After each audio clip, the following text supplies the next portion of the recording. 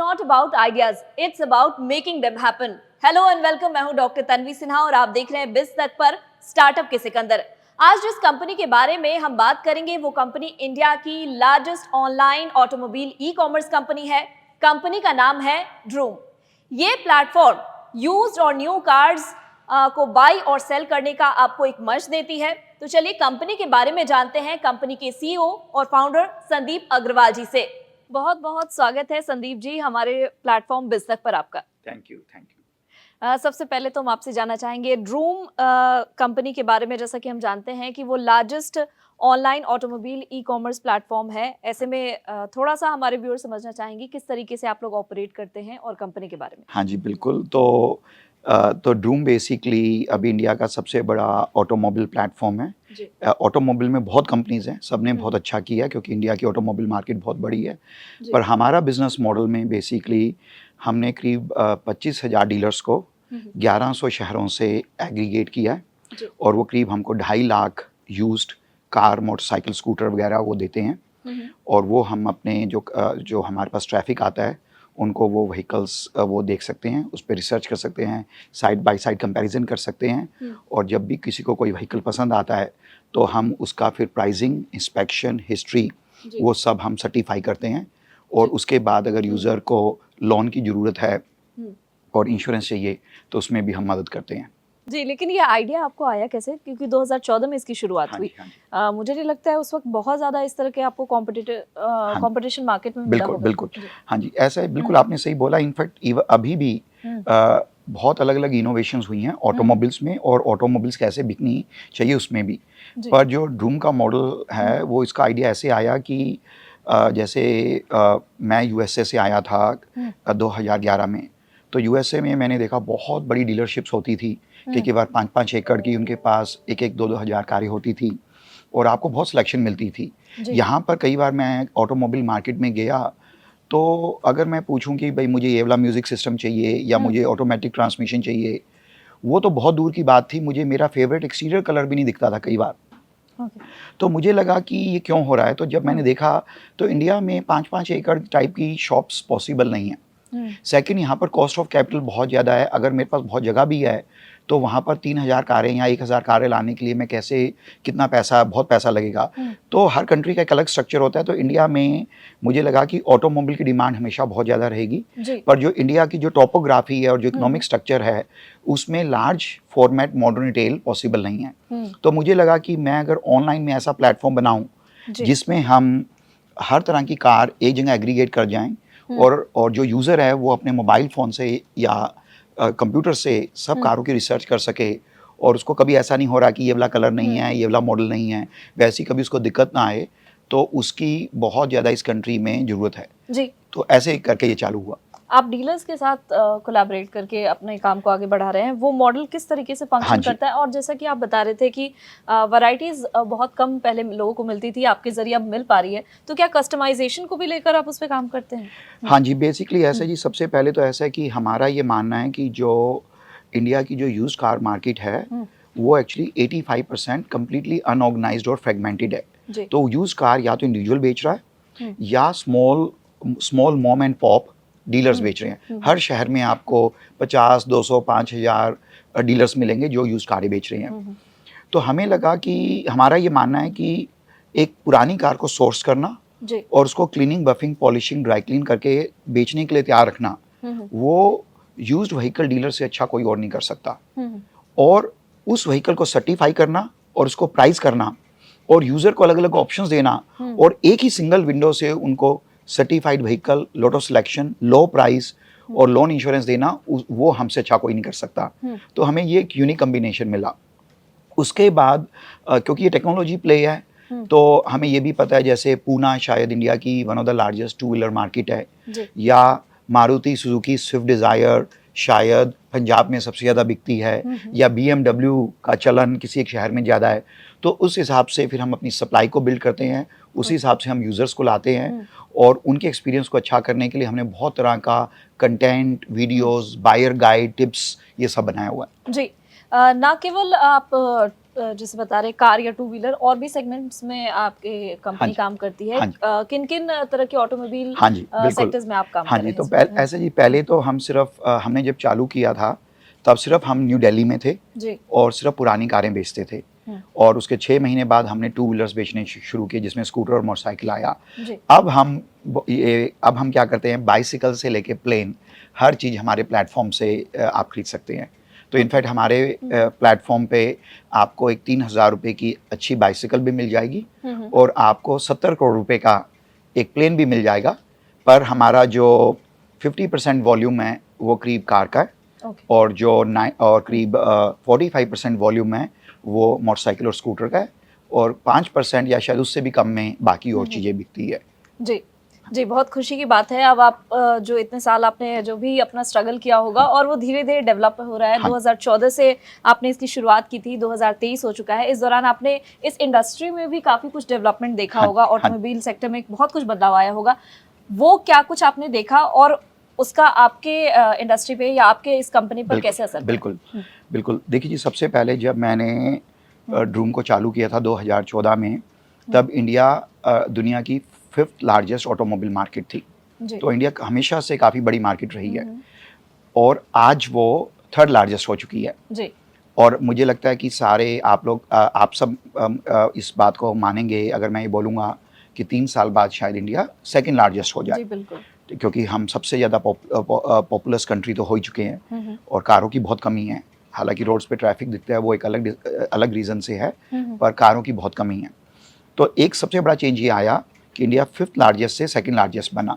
2nd आया जब हमने ड्रूम चालू किया, तब हर एक नई कार के लिए करीब 1.2 यूज़ कार बिकती थी। जी। आज हर एक पुरानी कार के लिए करीब 1.8 यूज़ कार बिकती हैं। और अगर आप दुनिया की सबसे बड़ी रेशो देखो तो कंट्री लाइक यूके और जर्मनी और यूएसए और जापान, इधर रफली हर एक नई कार के लिए 3 यूज़ कार बिकती हैं। तो हमें लगता है ये चेंज जो है ये आगे और बढ़ता रहेगा।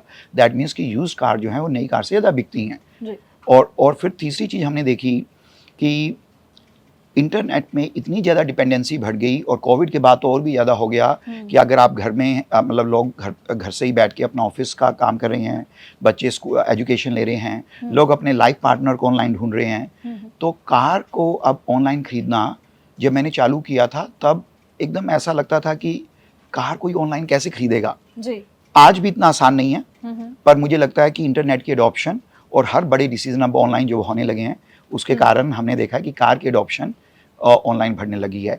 एक बस और चीज़ मैं जल्दी और बोलना चाहूँगा कि ऑल्सो अगर आप देखें तो इंडिया में यंग पॉपुलेशन बहुत ज़्यादा है और तो इनको यंग पॉपुलेशन को एस्पिरेशनल वैल्यू बहुत ज़्यादा है। तो लोग अपनी एस्पिरेशंस को पूरा करना चाहते हैं।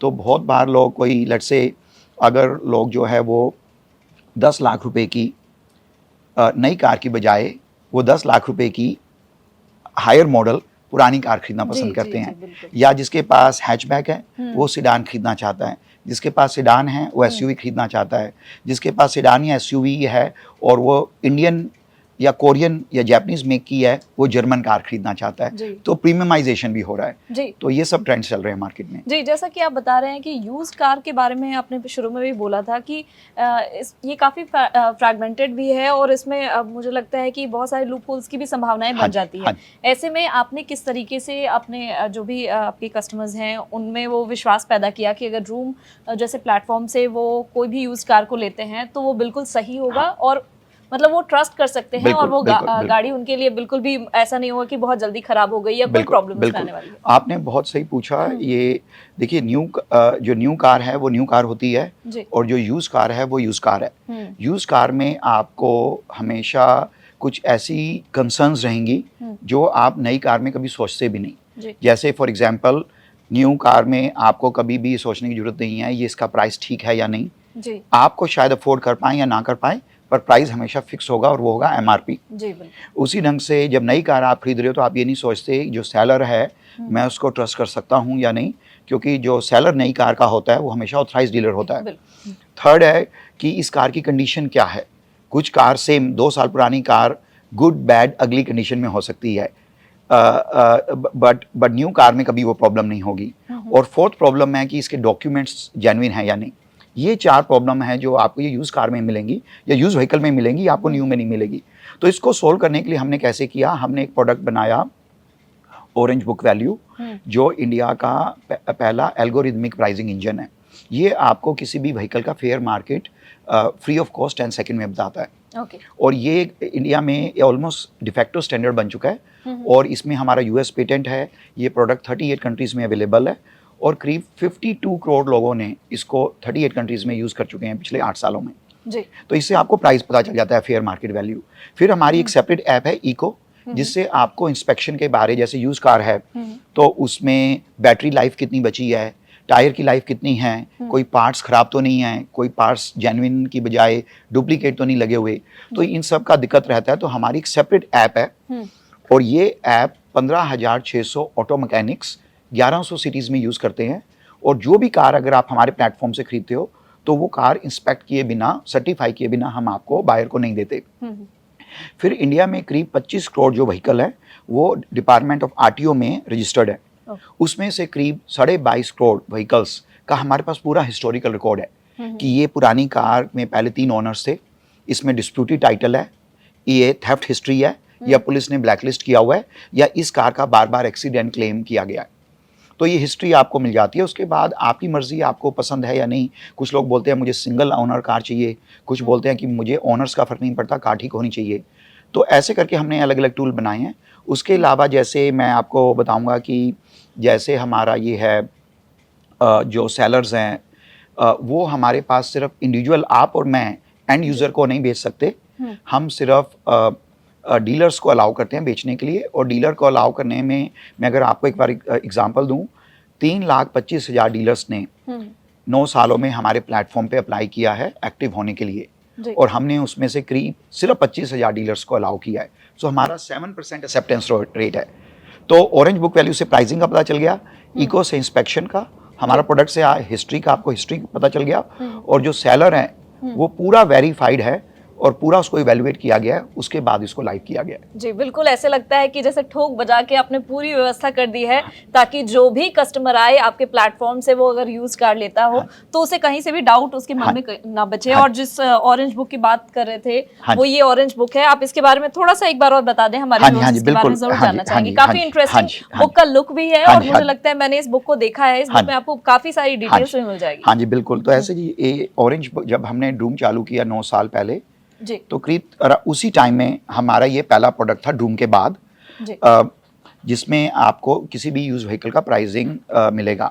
तो इंडिया में 1910 से लेकर आज तक जितने भी व्हीकल लीगली अलाउड हैं बिकने के लिए, उन सब की इसमें आपको उसका प्राइसिंग मिल जाएगा। तो generally make, model, year, kilometre driven, ऐसी ऐसी कुछ चीज़ों से आपको व्हीकल्स का प्राइस मिल जाता है। और ये जो आप बुक देख रहे हैं, इसका खुद का एक ISBN नंबर है। ये अमेजोन, फ्लिपकार्ट पे आप किसी भी बुक की तरह खरीद सकते हो। बहुत सारे डीलर्स अपनी डीलरशिप में रखते हैं ताकि अगर कस्टमर के साथ नेगोशिएशन चल रही है तो कस्टमर को कंफर्ट आ सके। बहुत सारे कस्टमर वो अगर ड्रूम से भी नहीं खरीद रहे या ड्रूम पे भी नहीं बेच रहे हैं, पर वो इसके प्राइसिंग को रेफर करते हैं। जैसे आप गोल्ड कहीं से भी खरीद सकते हैं, पर आप रिजर्व बैंक ऑफ इंडिया का 10 ग्राम गोल्ड चेक करते हैं प्राइस। तो ये उस ढंग से है।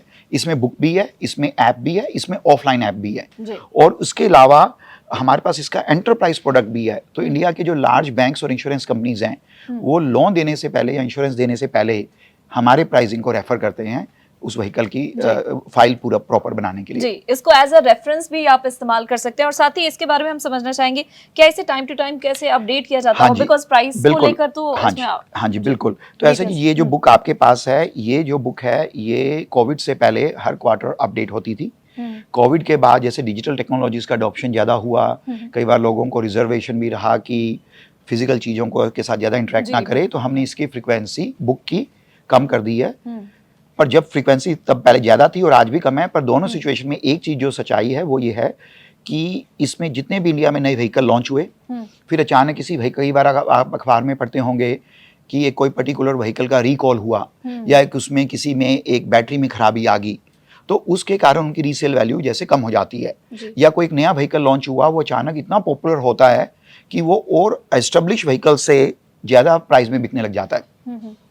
तो वो सब हम इसको रियल टाइम अपडेट करते रहते हैं। जी। और ये आर्टिफिशियल इंटेलिजेंस टेक्नोलॉजी पे बना हुआ है, तो जितने ज़्यादा लोग इसको यूज़ करते हैं और कुछ फीडबैक देते हैं, ये ऑटोमेटिकली भी अपडेट होता रहता है। हाँ जी। और मैंने सुना है ये टेक्नोलॉजी भी पेटेंटेड है हाँ जी, हाँ यूएस जी, से। बिल्कुल। ऐसे जी हमने हम क्योंकि हम बेसिकली हम ऑटोमोबाइल कंपनी नहीं है जो टेक्नोलॉजी यूज़ करते हैं।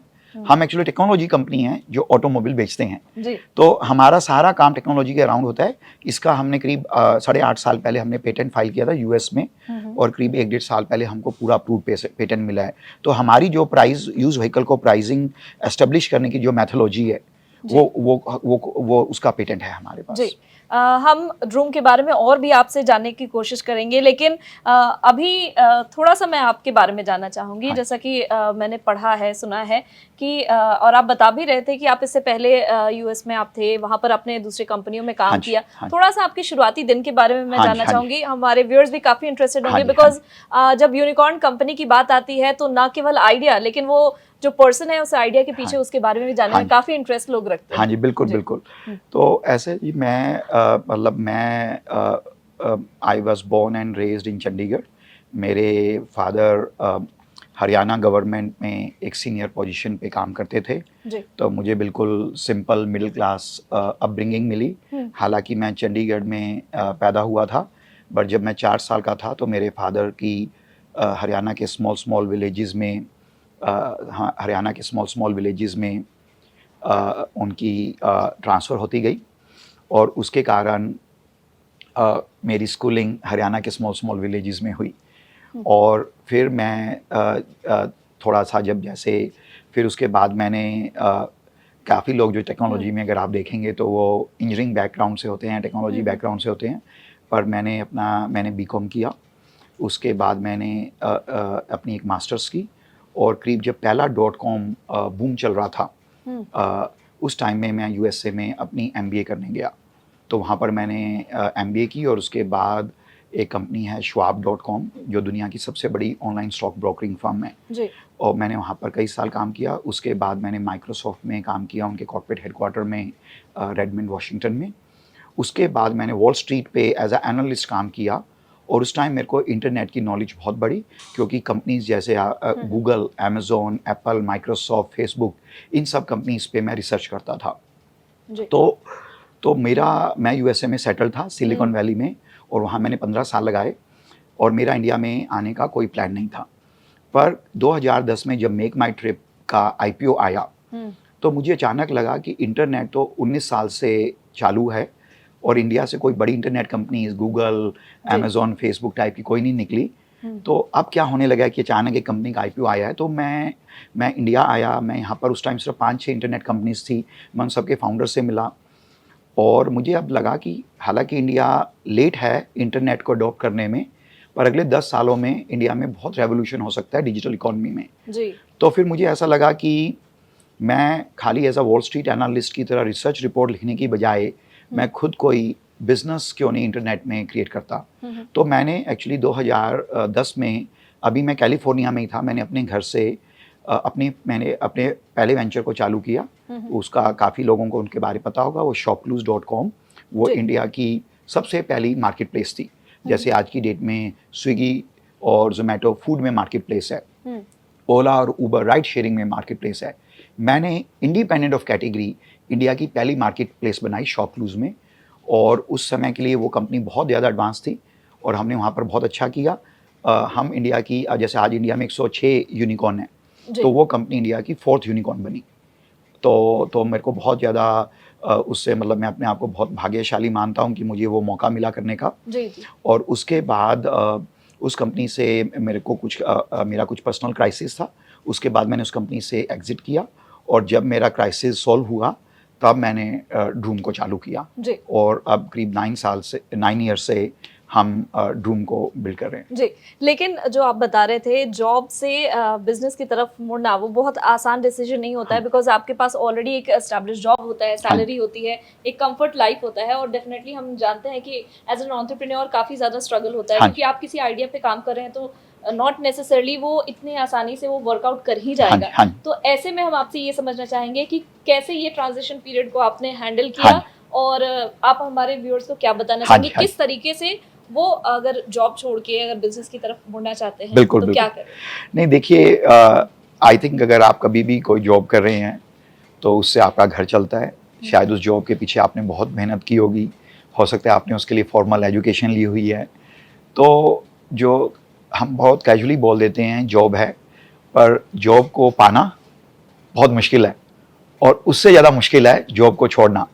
और मेरा ऐसा भी नहीं था कि जैसे हमने सबने सुना हुआ है स्टीव जॉब्स या मार्क ज़करबर्ग या बिल गेट्स 18 या 19 साल के थे और उन्होंने कॉलेज की एजुकेशन भी कंप्लीट नहीं की और कुछ कंपनी चालू की। मैं अपने मिड 30s में था, मैं सिंगल ब्रेड अर्नर था और मैंने करीब $5 लाख का लोन भी लिया हुआ था अपनी एजुकेशन को, हायर एजुकेशन को यूएसए में कंप्लीट करने के लिए। और जब मैं अपना पहला वेंचर चालू करने वाला था, उससे पहले मुझे एक बहुत हाई पेइंग जॉब थी और मैं हफ्ते में कई बार शायद एज अ एनालिस्ट टीवी पे भी आता था और काफ़ी बड़े लोगों से मेरे को मिलना जुलना मेरे जॉब का ही पार्ट होता था। तो मैं ये बोलना चाहूँगा कि जॉब छोड़ना किसी के लिए भी एक छोटा डिसीज़न नहीं है, पर मैं अपने उस टाइम के करियर में बहुत ज़्यादा सक्सेसफुल था, तो मेरे लिए वो और ज़्यादा मुश्किल था। तो बट मैं ये बोलना चाहूँगा कि अगर, और मुझे ये पक्का पता है क्योंकि मुझसे लोग काफ़ी बार मिलते हैं, ये बात आती है, किसी के लिए भी ये आसान नहीं है। पर मुझे लगता है कि अगर आप अपनी लाइफ में ऐसे स्टेज पर पहुँच गए हैं जहाँ पर आपको लगता है कि आपके पास कोई आइडिया है या कोई एक ड्रीम है और आप ऐसे स्टेज पे हो जहाँ पर आप बोलते हो कि मुझे ये ना करने का जो रिग्रेट है वो जॉब छोड़ने से ज़्यादा होगा, तो उस टाइम आई थिंक जॉब छोड़ना बनता है। तो मैं नेचुरली एक स्टेज पे पहुँच गया था जहाँ पर मुझे लगा कि अगर मैं शॉप क्लोज ना करूँ तो मुझे उसका रिग्रेट ज़्यादा बड़ा होगा, बजाय मैं यूएसए छोड़ दूँ, मेरी एक हाई पेइंग जॉब छोड़ दूँ और जिस जॉब ने मुझे बहुत ज़्यादा पॉपुलैरिटी और सेटिस्फेक्शन दिया है उसको भी छोड़ दूँ, पर मैं शॉप क्लोज को अगर ना करूँ तो मुझे रिग्रेट ज़्यादा होगा। और मुझे लगता है कि जब तक अगर आप पहले से नौकरी कर रहे हैं, अगर आप इस स्टेज पे खुद नहीं पहुंच रहे, तब तक शायद आप तैयार नहीं हैं। पर अगर आप इस स्टेज पे पहुंच गए हैं तो मुझे नहीं लगता आपको किसी और को कहने की ज़रूरत है, आप खुद छोड़ के एंटरप्रेन्योरशिप की तरफ बढ़ जाएंगे। जी, बिल्कुल। जब आपने देखा भी कि डिमांड किसी चीज़ की रहती है तो उसे फिल करने के लिए कोई ना कोई आगे बढ़कर आता है और डिमांड आपने ऑलरेडी वहाँ से देख लिया हाँ, था यूएसए, हाँ, तो आपको लगा था कि अगर वो इंडिया में आप बिल्कुल, आते हैं बिल्कुल। तो अभी तो इसमें डिमांड है ही और आगे आने वाले दिनों में वो और बढ़ेगा। तो ऐसे ही जो हमारे व्यूअर्स हैं जो बिजनेस की तरफ आगे बढ़ना चाहते हैं वो डिमांड को देखें और उसके हिसाब से अगर वो प्रोडक्ट बनाते हैं तो डेफिनेटली प्रोडक्ट मार्केट फिक्स तो वो तो सेट हो ही जाएगा कुछ दिन में, थोड़ा समय लग सकता है बट उन्हें वो सक्सेस ज़रूर मिलेगी। ड्रूम के बारे में फिर से और थोड़ा सा जानना चाहूँगी, क्या कुछ प्लानिंग है आगे को लेकर, आगे के लिए आप हाँ, क्या कुछ सोच रहे हैं ग्रोथ के बारे में भी और इन कमिंग ईयर्स इसमें क्या कुछ डेवलपमेंट हम देख हाँ सकते जी, हैं? हाँ जी, हाँ जी, बिल्कुल। तो ऐसे जी जैसे मैंने आपको बताया कि हमने करीब अप्रैल 2014 से ड्रूम को चालू किया था, तो हमें 9 इयर्स हो चुके हैं जी। और इस 9 इयर्स में हमने काफ़ी ज़्यादा प्रोग्रेस की। हमारे सबसे बड़े मंथ्स में जी। जो हमारा, अगर एक सिंगल मंथ में अगर मैं देखूं तो हमने एक सिंगल मंथ में करीब 20 से 25 हज़ार व्हीकल्स को बेचा है, जी। जो करीब रफली 2,000 से 2,500 करोड़ रुपए की वैल्यू के सिंगल मंथ में। जी। तो हमने ऐसा स्केल तक अपने आप को अचीव किया। पहले 4 महीने में शायद मिलाकर शायद 5 व्हीकल भी नहीं बिके थे और अब शायद 5 व्हीकल जो हैं हर 2-3 घंटे में बिक जाते हैं। जी। तो स्केल बहुत अच्छा बना है। हमने अलग अलग टेक्नोलॉजीज़ बनाई हैं और अभी आप सब जैसे जानते हैं कि टेक्नोलॉजी की मार्केट काफ़ी चैलेंजिंग टाइम से जा रही है, जनवरी 2022 से। तो हमने नवंबर 2021 में एक्चुअली अपना इंडिया का आईपीओ फाइल किया था और उस आईपीओ को फाइल करने के लिए हमने बेसिकली काफ़ी मेहनत की थी और वो हमने सबसे पहले 7 अलग अलग राउंड्स में इन्वेस्टर से, जैसे स्टार्टअप कंपनीज होती हैं वो अलग अलग वेंचर कैपिटलिस्ट से, एंजल इन्वेस्टर से, इंस्टीट्यूशन से पैसा रेज़ करते हैं। तो हमने 7 राउंड में कैपिटल रेज़ की, उसके बाद हमने अपना आईपीओ फाइल किया और बैड मार्केट के कारण वो आईपीओ हम फिनिश लाइन तक नहीं पहुंच पाए। तो उसके बाद टेक्नोलॉजी सेक्टर जो है, खाली ड्रूम नहीं, पूरा टेक्नोलॉजी सेक्टर बहुत चैलेंजिंग टाइम से गुजर रहा है। तो अभी हम इस समय को जैसे बोलते हैं कि आप एक आपदा को अपॉर्चुनिटी में कैसे कन्वर्ट करते हैं, तो हम अपने सारे प्रोडक्ट्स की क्वालिटी को और ज़्यादा अच्छा कर रहे हैं, हम नए प्रोडक्ट्स बना रहे हैं, और जहाँ जहाँ पर हम किसी भी चीज़ में जल्दी से जल्दी प्रॉफिटेबिलिटी पे पहुँच सकते हैं, हम उन चीज़ों पे फोकस कर रहे हैं। तो मुझे ऐसा लगता है कि जैसे जो ये जब टफ मार्केट है, ये जब नॉर्मल होगी, तब करीब हम फिर से अपना आईपीओ को रीफाइल करेंगे, और अगर सब कुछ ठीक जाता है तो शायद 2024 की टू एंड में हम अपना आईपीओ फिर से फाइल करेंगे, और शायद 2025 के बिगनिंग में हम लिस्टेड हो सकते हैं। तो उसके अलावा हमारे काफ़ी और प्लान भी हैं, जैसे फॉर एग्जांपल अभी कुछ महीने पहले हमने ड्रूम को 4 पार्ट्स में बांटा है, उसको हम बोलते हैं बिजनेस यूनिट्स। सो जो हमारा ट्रेडिशनल बिजनेस जिसके बारे अभी तक हमने सारी बात की है 9 सालों से जो हम कर रहे हैं, वो है Droom market place e commerce की, जहाँ पर आप गाड़ी खरीद सकते हैं, बेच सकते हैं। फिर हमारा एक सेकंड प्रोडक्ट जो हमने बनाया है वो है Droom cloud service. Droom cloud service में जो लार्ज एंटरप्राइजेज हैं वो हमारी टेक्नोलॉजीज़ को software as a subscription use कर सकते हैं। ये प्रोडक्ट हमने करीब 6 महीने पहले इसको पायलट में चालू किया, और करीब 2 महीने से लार्ज जो एंटरप्राइजेज हैं, बैंक्स, इंश्योरेंस कंपनीज़, फ्लीट और OEMs इसको यूज़ करते हैं। फिर उसके अलावा आप मानेंगे कि ऑटोमोबाइल में लोन और इंश्योरेंस की बहुत ज़रूरत रहती है, और स्पेशली यूज़ कार के लिए इंडिया की लोन और ऑटोमोबाइल मार्केट बहुत ज़्यादा एडवांस नहीं है। तो हमने वहाँ पर इंडिया की सबसे ज़्यादा लोन प्रोवाइडर्स और इंश्योरेंस कंपनीज़ को एग्रीगेट किया है, और उसके कारण आपको हम लोन और इंश्योरेंस के लिए बहुत सारी ऑप्शन दे सकते हैं। और फाइनली हमारे पास करीब 20 करोड़ से 22 करोड़ का साल का ट्रैफिक आता है हमारी वेबसाइट और ऐप पे, और हम उसको पहले सिर्फ अपना ट्रांजैक्शनल ई कॉमर्स के लिए उसमें से मोनेटाइज करते थे, पर अब हम अभी जैसे अगर आप कोई टायर कंपनी हैं, या आप OEM हैं, या आप कोई बैटरी कंपनी हैं, आप हमारे प्लेटफॉर्म पे अपनी एडवर्टीज़मेंट भी रन कर सकते हैं। तो ये 4-5 चीज़ें जो हैं हमने नई लॉन्च की है। और फिर बस एक चीज़ और मैं बोलना चाहूँगा कि जैसे आज की डेट में हम chat GPT, open AI, generative AI के बारे में बहुत बात कर रहे हैं, तो ड्रूम उसमें बहुत हैवली इन्वेस्ट कर रही है, और बहुत सारी चीज़ें जो हम ट्रेडिशनल टेक्नोलॉजी से अभी तक हैंडल करते आ रहे थे, अब वो सब चीज़ें धीरे धीरे जनरेटिव AI और चैट GPT की तरफ मूव कर रही हैं।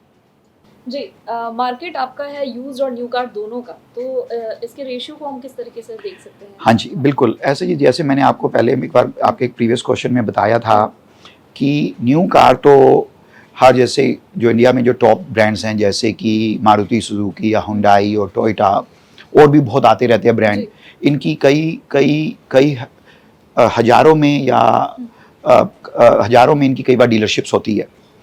तो वो एक्सपीरियंस अच्छा है, और लोग कई बार पूरी फैमिली जाना चाहती है डीलरशिप पे, और शायद जब आप गाड़ी खरीदते हैं तो आपको साथ में बलून मिलता है, कई बार केक मिलता है, फ्लावर्स मिलते हैं। बच्चों के लिए बहुत एक्साइटिंग चीज़ है कि वो डीलरशिप में जा रहे हैं, बट यूज्ड कार का ऐसा एक्सपीरियंस नहीं रहता। तो इसलिए हम उस एक्सपीरियंस को ऑनलाइन लाए, वो हमारा उसमें हम आप बोल सकते हैं कि उसमें हम पायनियर रहे। तो हमारा 96-97% जो बिजनेस है वो यूज व्हीकल का है, और 3% के करीब न्यू व्हीकल का है। बट अगर आप मुझसे अगले 5 या 10 साल का पूछें तो मुझे लगता है कि जो न्यू व्हीकल हैं वो 20 से 25% हो सकते हैं, और उसका एक सबसे बड़ा रीज़न ये है कि अगले 10 सालों में शायद 50 से 60% जो नए व्हीकल बिकेंगे इंडिया में वो इलेक्ट्रिक व्हीकल होने वाले हैं। और जो इलेक्ट्रिक व्हीकल हैं वो डीलरशिप्स खोल के व्हीकल नहीं बेचना चाहते। जैसे स्मार्टफोन, 60 से 70% स्मार्टफोन ऑनलाइन बिकते हैं, फिजिकल स्टोर से। जब नोकिया मार्केट लीडर होता था तब स्टोर होते थे, आज सब ऑनलाइन बिकते हैं। तो हमें लगता है कि जो न्यू कार है वो डीलरशिप से बिक रही है, वो बिकती रहेगी, पर जो इलेक्ट्रिक व्हीकल कंपनीज हैं ज़्यादातर सब इलेक्ट्रिक कंपनीज वो ऑनलाइन बेचेंगे। और अगर वो ऑनलाइन बेचना चाहते हैं तो हम 9 साल से यही चीज़ करते आ रहे हैं। तो इसलिए हमको लगता है कि अगले फ्यूचर के 5, 7, 10 साल के होराइजन में शायद मैं ये बोलूँगा मे बी 70 to 75% यूज्ड और 25 to 30% न्यू रहेगा। जी बिल्कुल, मैं भी वही सोच रही थी कि अगर न्यू कार्स लेने हैं तो बहुत लोगों को लगेगा कि हम डायरेक्ट क्यों नहीं उसी कंपनी के डीलर से लेते हैं। लेकिन आपने जैसा बताया कि इलेक्ट्रिक गाड़ियाँ जब आएंगी तो डेफिनेटली स्मार्टफोन का आपने कंपैरिजन एग्जांपल भी काफ़ी बढ़िया दिया। मुझे लगता है कि उसके लिए लोग प्लेटफॉर्म ढूंढने की कोशिश करेंगे, तो वहाँ पर ड्रूम वो एक प्लेटफॉर्म बन सकता है, और वहाँ पर लोग आएंगे और उसे देखेंगे। तो आगे आने वाले दिनों में और भी बहुत सारी संभावनाएं हैं। हाँ जी बिल्कुल बिल्कुल ऐसा जी। देखिए मतलब क्या है कि जैसे इंडिया जैसे अभी थर्ड लार्जेस्ट ऑटोमोबाइल मार्केट है, पर अगर आप पर कैपिटा के हिसाब से देखें तो हम टॉप 60 में भी नहीं आते। मतलब जी। सिर्फ इंडिया में सिर्फ 5% हाउस होल्ड्स पे कार है और 25% इंडियन हाउस होल्ड्स पे टू व्हीलर्स हैं। जी जी। बट अगर आप यूएस, वेस्टर्न यूरोप और जापान वगैरह में आप देखें तो 70% व्हीकल्स पे 70% व्हीकल पे आपको 70% लोगों पे आपको कार मिलेगी।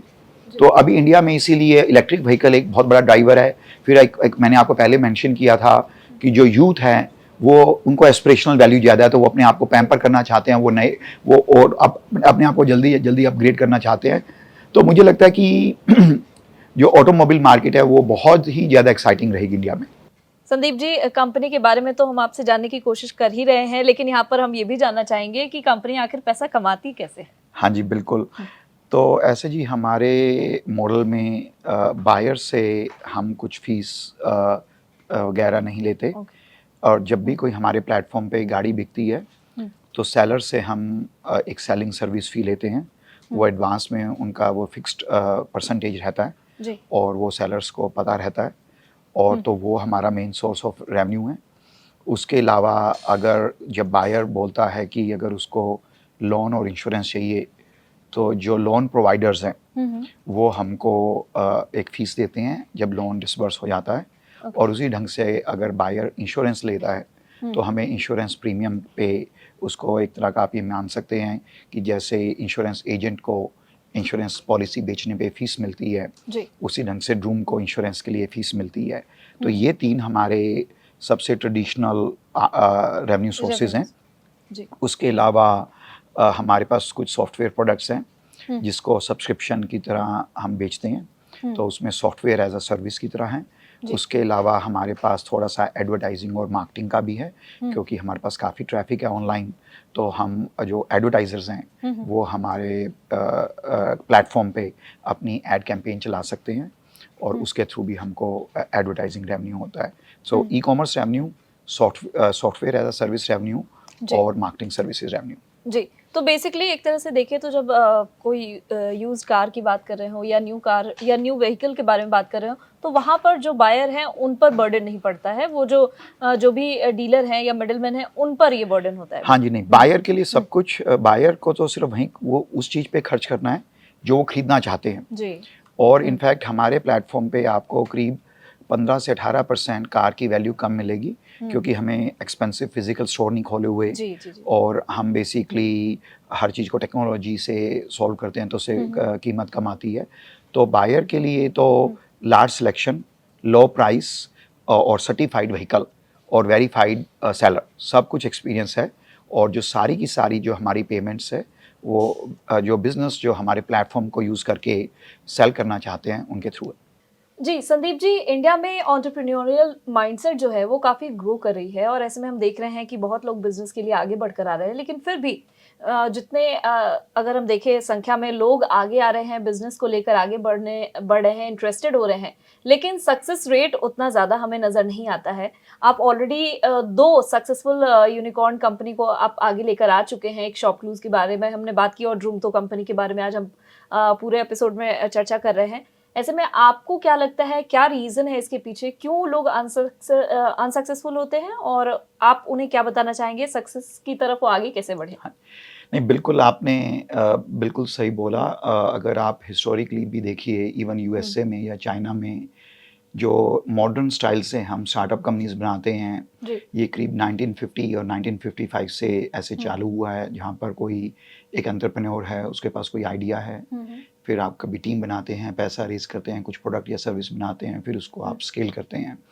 तो इस स्टाइल से जो बिज़नेस बन रहे हैं ये करीब पिछले 60-70 सालों से, और कंट्रीज़ में भी 60-70 सालों से चले हैं।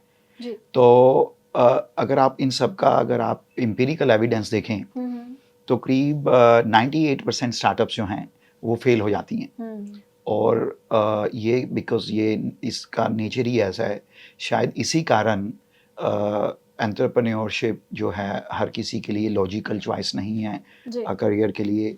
बट मैं दो चीज़ें मैं सबसे पहले मैं ये बोलना चाहूँगा कि जब मैं 12 साल पहले इंडिया आया, उस टाइम तो इंडिया में करीब हाफ डज़न स्टार्टअप्स थी और हैंडफुल इन्वेस्टर्स थे, और बहुत लोग जो मुझसे मिले और वो शॉपक्लूज़ में काम करना चाहते थे, वो इसलिए उन्होंने काम नहीं किया कि स्टार्टअप क्या होता है, मेरे पेरेंट्स क्या बोलेंगे, या मेरी फियांसी क्या बोलेंगे, मेरे फ्रेंड्स इतनी बड़ी बड़ी नामी कंपनी में काम कर रहे हैं। और आज की डेट में अगर आप देखेंगे तो जैसे आपने भी बोला, स्टार्टअप एक चॉइस ऑफ करियर या स्टार्टअप में काम करना या एंटरप्रेन्योर बनना, वो काफ़ी ज़्यादा इंडिया में पिछले एक डेकेड में ऑलमोस्ट रेवोल्यूशन आया है। पर जो मैंने आपको बताया 70 सालों से जो एम्पिरिकल एविडेंसेस हैं कि 98% स्टार्टअप फेल होंगी, वो भी सच्चाई है जी। तो मुझे ऐसा लगता है कि 5-6 चीज़ें हैं जिसके कारण अगर आप उन चीज़ों का ध्यान रखें तो आप अपना फेलियर रेट कम कर सकते हैं या सक्सेस रेट बढ़ा सकते हैं। सबसे बड़ी चीज़ है कि कैपिटल रेज करना।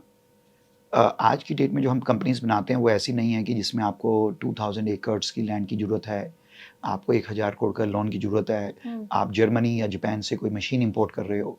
आज की डेट में एक लैपटॉप के साथ आप 2 घंटे बाद अपनी स्टार्टअप को चालू कर सकते हैं जी।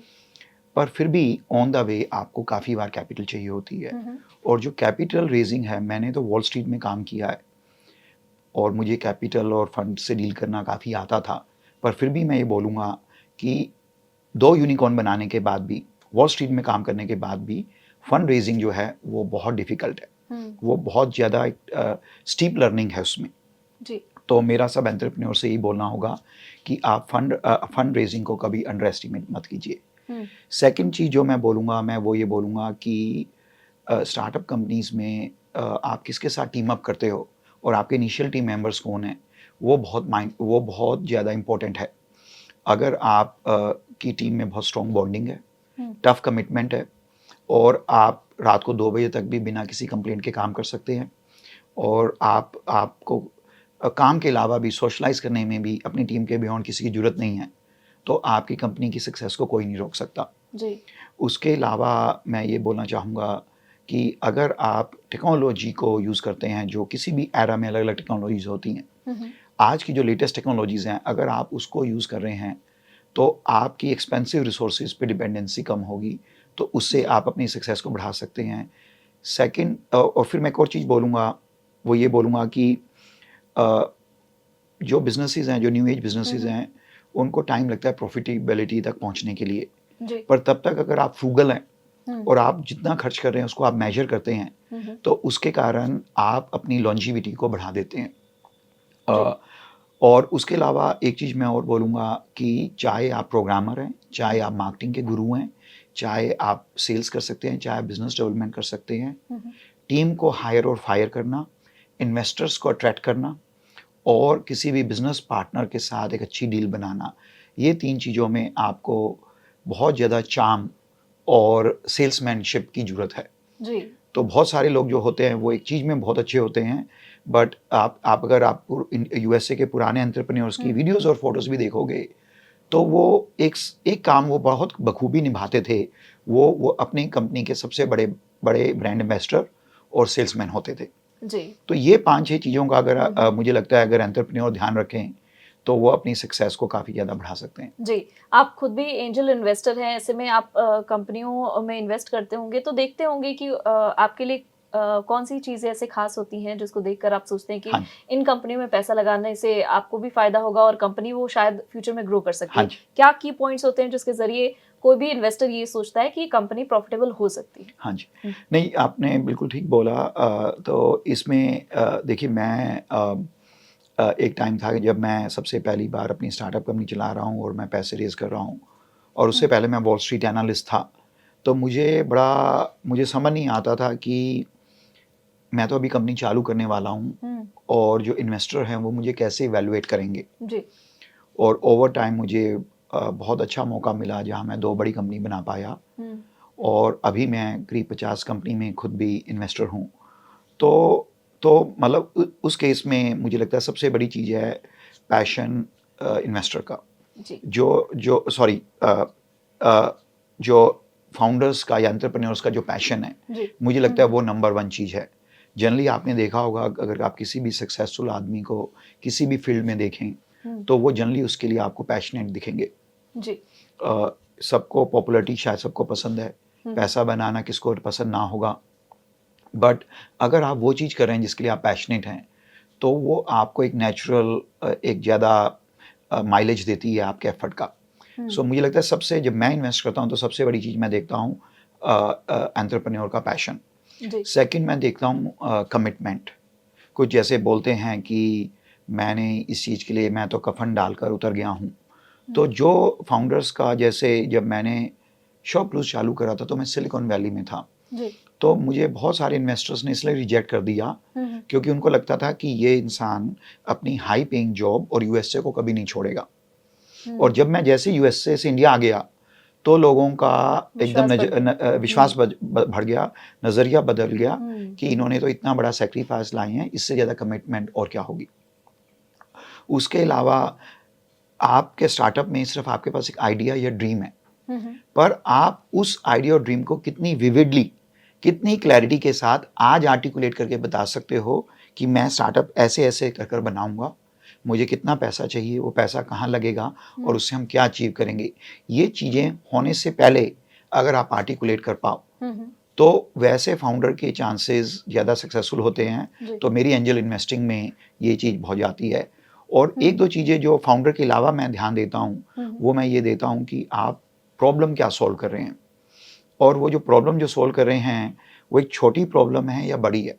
जैसे मैंने शॉपक्लूज़ जब किया तो इंडिया की जो रिटेल मार्केट है वो दुनिया की 5 सबसे बड़ी रिटेल मार्केट में है। और जैसे मैंने आपको बताया ड्रूम वो 5 सबसे बड़ी ऑटोमोबाइल मार्केट में है। तो मेरा एक चीज़ जो मैं एज एंजल इन्वेस्टर पूरी अपनी 50 इन्वेस्टमेंट्स में ध्यान रखा है कि आपकी जो एड्रेसेबल अपॉर्चुनिटी है वो बहुत बड़ी होनी चाहिए। क्योंकि अगर आपकी एड्रेसेबल अपॉर्चुनिटी बहुत बड़ी है तो आप एज अ स्टार्टअप फाउंडर बहुत बार बहुत गलतियां करेंगे, पर अगर लार्ज मार्केट अपॉर्चुनिटी है तो आपकी सारी गलतियां माफ़ हो सकती हैं। जी। यहाँ पर हम अपने व्यूअर्स को बिल्कुल बताना चाहेंगे, अगर आप अपने आइडिया के लिए कमिटेड हैं, साथ ही आप खुद पर्सनली पैशनेट है, तो डेफिनेटली आप जो भी आइडिया लेकर आए हैं इन्वेस्टर के पास, वो उसमें इन्वेस्ट करने में बिल्कुल इंटरेस्टेड होंगे, क्योंकि वो आपका पैशन और मोटिवेशन लेवल भी देख रहे होंगे। साथ ही इसके अलावा अगर इन केस अगर आप उसमें सक्सेसफुल नहीं होते हैं, तो लेकिन आपका ये जो ड्राइविंग फैक्टर होगा वो आपको किसी ना किसी सेक्टर में ज़रूर आगे लेकर जाएगा, और आपके साथ जो मेंटर होंगे वो आपकी मदद तो ज़रूर करेंगे। तो ऐसे में अगर आप संदीप जी से इन्वेस्टमेंट चाहते हैं तो किस तरीके से वो आपको अप्रोच कर सकते हैं, किस तरीके से आपसे बात कर सकते हैं? हाँ जी, नहीं बिल्कुल। तो मैं एक्चुअली इनफैक्ट मेरे को खुद बहुत अच्छा लगता है जब मैं यंग एस्पायरिंग एंटरप्रेन्योर से मिलता हूँ। मुझे लोग अपने अपने आइडियाज़ के लिए पिच करते हैं। मैं फाइनेंशियल इन्वेस्टर नहीं हूँ, पर किसी ने मुझ में इन्वेस्ट किया तो मुझे बहुत अच्छा लगता है जब मैं किसी और एंटरप्रेन्योर और फाउंडर में इन्वेस्ट करूं। तो मुझे लोग sandeep@sandeepagarwal.com पे ईमेल भेज सकते हैं जी। मेरे को आप इजली लिंक्डइन पे या ट्विटर पे भी ढूंढ सकते हैं जी। और मैं ज़्यादातर सब मैसेजेस चेक करता हूँ। मैं बड़ा फॉर्चुनेट फील करता हूँ कि मुझे इफ़ यू 100 इन्वेस्टर्स मैं बड़ा अपने आप को फॉर्चुनेट फील करता हूँ कि मुझे if you 100 founders meet out करते हैं। काफ़ी बार मैं अलग अलग इंडिया के एजुकेशनल इंस्टीट्यूशंस में या इंडस्ट्री एसोसिएशन में एज अ स्पीकर भी आता हूँ। तो उस टाइम भी आप मुझे मेरे स्पीकिंग सेशन से पहले या बाद में मिल सकते हैं। मैं जनरली काफ़ी अप्रोचेबल हूँ। उसके अलावा हमारी टीम एक क्वार्टर में एक रॉन्डेवू विद संदीप अग्रवाल करके एक हमारी खुद की एक इवेंट है जो ऑनलाइन होता है, फेसबुक लाइव और इंस्टाग्राम लाइव पे। वो मैं 9 साल से करता आ रहा हूँ। उसमें से भी काफ़ी लोगों ने मुझे अप्रोच किया है और उनमें से कई कंपनियों में मैं इन्वेस्टर भी बना हूँ। तो ये सभी प्लेटफॉर्म्स है जहाँ से बिल्कुल वो आपसे जुड़ सकते हैं और आपसे बहुत कुछ सीख भी सकते हैं, और एज एन फाउंडर वो अपने आइडियाज को पिच भी कर सकते हैं। बिल्कुल। लगभग 12 साल आपको हो गए हैं एज अ एंटरप्रेन्योर। हम आपसे जानना चाहेंगे आगे आने वाले दिनों में आप क्या कुछ इंडिया में प्रॉस्पेक्ट्स देख रहे हैं, किन सेक्टर्स में डेवलपमेंट की संभावना है, किन सेक्टर्स में एंटरप्रेन्योर्स आगे बढ़ सकते हैं? हाँ जी, बिल्कुल। ऐसा जी देखिए, मुझे 12 साल जो इंडिया में हैं, एक तरफ तो मुझे ऐसा लगता है कि वो कब 12 साल बीत गए पता नहीं चला, और दूसरी तरफ मुझे लगता है कि इस 12 सालों में बहुत सारी चीज़ें हुई। अगर मैं आपको मतलब मैं आपको अगर एक चीज़ बोलूँ तो जब मैं 12 साल पहले शॉपक्लूज़ को स्टार्ट करने इंडिया आया, तब इंडिया में करीब 80 मिलियन इंटरनेट यूज़र्स थे जी। और उसमें से करीब 2 मिलियन, करीब 20 लाख के करीब लोग कुछ सामान ऑनलाइन खरीदते थे और उसमें से भी ज़्यादातर IRCTC से रेलवे की बुकिंग वगैरह करते थे और स्मार्टफ़ोन होते नहीं थे। अगर आज आप देखें इंडिया में करीब 850 मिलियन इंटरनेट यूज़र्स हो चुके हैं, सबके पास स्मार्टफ़ोन है, सबके पास एक हाई स्पीड डाटा प्लान है जी। और करीब 20 करोड़ लोग कुछ ना कुछ खरीदते हैं ऑनलाइन। जी। तो ये इकोसिस्टम जो है ये बहुत बड़ा बन गया है। उसी टाइम में आपने देखा होगा ई-कॉमर्स में, ऑनलाइन एजुकेशन में, एडवर्टाइजिंग में, ट्रैवल में, हेल्थ में, हर फील्ड में बहुत सारी कंपनीज आई हैं। तो मुझे ऐसा लगता है कि अगले 10 सालों में जो इंडिया है वो दुनिया का टॉप 2 स्टार्टअप हब बन सकता है, जी। जबकि वो अब नंबर 3 पे तो पहुंच चुका है। शायद 10 साल पहले 5वें या 7वें नंबर पे था। तो मुझे लगता है कि अगर मैं स्पेसिफिक इंडस्ट्रीज भी हाईलाइट कर सकता हूँ, पर मुझे लगता है कि इन जनरल अगले 10-15 साल गोल्डन एरा है एंटरप्रेन्योरशिप के लिए। अगर आप हिस्टोरिकली भी देखें तो लक्ष्मी नारायण मित्तल जी ने स्टील में उस टाइम नाम कमाया जब लोग सब स्टील से निकल रहे थे और स्टील पूरी मैच्योर इंडस्ट्री हो चुकी है। पर उस हिसाब से अगर आप डिजिटल इकोनॉमी को देखो तो मैं कोई भी कैटेगरी को ऐसा नहीं बोलूँगा कि वो मैच्योर या स्टेगनेंट हो चुकी है। हाँ, बिल्कुल अगर आप एक कोई गूगल किलर या फेसबुक किलर बना रहे हैं तो उसके लिए आपका आइडिया और ज़्यादा सॉलिड और डिस्रप्टिव होना चाहिए, क्योंकि कुछ कैटेगरीज हैं जहाँ पर बहुत ज़्यादा बड़े प्लेयर्स एस्टेब्लिश हो चुके हैं। बट उसके अलावा मुझे लगता है ई-कॉमर्स में, वर्टिकल ई-कॉमर्स में, ट्रैवल में, एजुकेशन में, फिनटेक में, सब में बहुत अपॉर्चुनिटीज़ हैं। फिर बिकॉज ऑफ इंटरनेट के कारण जो पहले अगर आप देखिए, पहले 1970 से लेके 2000 तक सारा सॉफ्टवेयर जो है वो अमेरिका से आता था। बट अब इंडियन कंपनीज हैं जो वर्ल्ड क्लास सॉफ्टवेयर बनाने लगी हैं। पहले हमारे पास सिर्फ TCS, Wipro, Infosys IT service company होती थी, पर अब हमारे पास प्रोडक्ट बेस्ड कंपनीज आने लगी हैं। तो वो इंडिया की एक नेचुरल स्ट्रेंथ है और इंटरनेट के कारण वो सॉफ्टवेयर आप इंटरनेट के थ्रू कहीं पर भी बेच सकते हैं। तो SaaS टाइप की जो कंपनीज है उसका भी बहुत पोटेंशियल है। तो मैं तो सिर्फ ये बताना चाहूँगा कि मुझे लगता है कि कैटेगरीज आप कुछ भी पकड़िए, पर अगर आप उसमें अपना पैशन ला रहे हैं, एनर्जी ला रहे हैं, लॉन्ग टर्म व्यू ले रहे हैं, अच्छी टीम के साथ टीम अप कर रहे हैं और आप कैपिटल रेजिंग में हर बार बेटर होते जा रहे हैं, तो आप एक वर्ल्ड क्लास कंपनी बना सकते हैं, जो आज से शायद 10-15 साल पहले पॉसिबल नहीं होता था। जी बिल्कुल, अभी बहुत सारी प्रॉस्पेक्ट्स हैं, बहुत सारी अपॉर्चुनिटीज़ हैं और जो भी बिजनेस शुरू करना चाहते हैं, स्टार्टअप की तरफ आगे बढ़ रहे हैं, उनके लिए बहुत सारी संभावनाएं हैं। अंत में हमारे व्यूअर्स के लिए एक छोटा सा मैसेज आपकी तरफ से, ताकि वो मोटिवेटेड भी रहे और अपने काम की तरफ आगे भी बढ़ते रहें। देखिए, मैं तो यही बोलूँगा कि जो इंडिया में अलग अलग फेजेस आए हैं इंडिपेंडेंस के बाद, और मुझे ऐसा लगता है कि अगले 15 सालों में एंटरप्रेन्योरशिप का ये गोल्डन एरा है। जैसे 1750 में यूरोप में इंडस्ट्रियल रेवोल्यूशन हुआ, या अमेरिका में 1850 में गोल्ड रश हुआ, और पिछले 50 सालों में चाइना वर्ल्ड की मैन्युफैक्चरिंग हब बना, और उसके बाद तो सुपर पावर बना। तो मुझे उसी ढंग से लगता है कि डिजिटल इकॉनमी में आज इंडिया का कोई और मुकाबला नहीं है। और अगर आपको कोई पैशन है, आपको कोई क्रेजी आइडिया है, तो उसमें आप स्पेक्टेटर की बजाय एज अ प्लेयर पार्टिसिपेट कीजिए और वर्ल्ड क्लास कंपनी बनाइए। आई थिंक एंट्री बैरियर्स कम हुए हैं और आप अपने ड्रीम को बहुत जल्दी फुलफिल कर सकते हैं। बहुत बहुत शुक्रिया संदीप जी, हमारे शो में आने के लिए, हमारे व्यूअर्स को इम्पोर्टेंट मैसेजेस देने के लिए, अपनी जर्नी की। उम्मीद है आपको हमारा आज का ये एपिसोड पसंद आया होगा। हर बार हम आपको ऐसे ही यूनिकॉर्न कंपनियों के बारे में बताते रहेंगे, उनके CEO और फाउंडर से मिलवाते रहेंगे। देखना न भूले हर शनिवार रात 8 बजे स्टार्टअप के सिकंदर, और बाकी बिजनेस जगत की खबरों से अपडेटेड रहने के लिए बने रहे हमारे साथ और देखते रहे बिज़ तक।